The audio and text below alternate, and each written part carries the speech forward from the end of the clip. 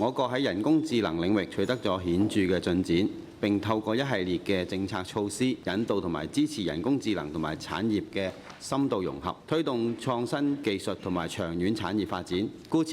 配合國家未來嘅發展，去推動人工智能加，培養未來產業嘅發展同埋實施，將會係澳門發展嘅一大方向。但係現時本澳青年仍然普遍存在就業同埋學業與選科不對口嘅情況，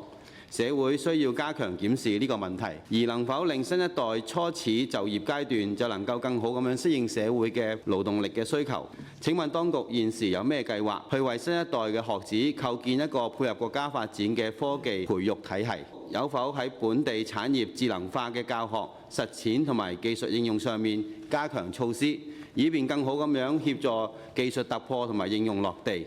在正規教育系統板塊，特區政府首先從頂層設計層面入手，完成修訂本地學制正規教育課程框架及本地學制正規教育基本學歷要求，讓編程及人工智能教育從法制層面納入中小學校課程。在終身學習板塊，澳門科學館支持社區科普，建構涵蓋線上及線下多層次針對不同對象嘅終身學習體系，包括推出面向社區嘅人工智能普及計劃，結合不同人士需求，分層次設計面向職業發展需求人士嘅高階課程，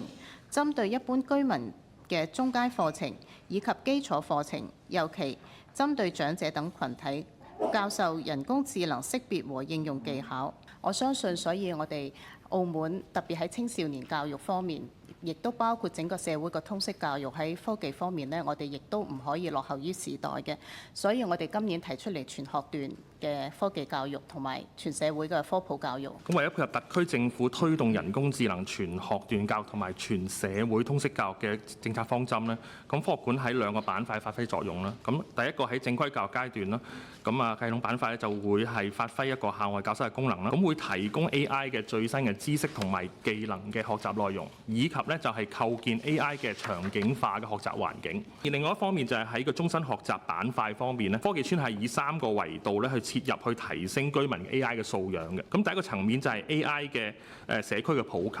咁連動社團機構，我哋會深入去社區各個階層啦。咁另外第二個層面就係 AI 專題嘅大講堂，定期會邀請產學研用領域嘅專家咧，就會嚟到去分享最前嘅 AI 技術。咁另外第三個層面就係 AI 嘅多元化線上嘅一個學習嘅資源入口平台，令到居民切身感受到 AI 帶嚟嘅好處，實現 AI 時代唔讓任何人掉隊嘅目標㗎。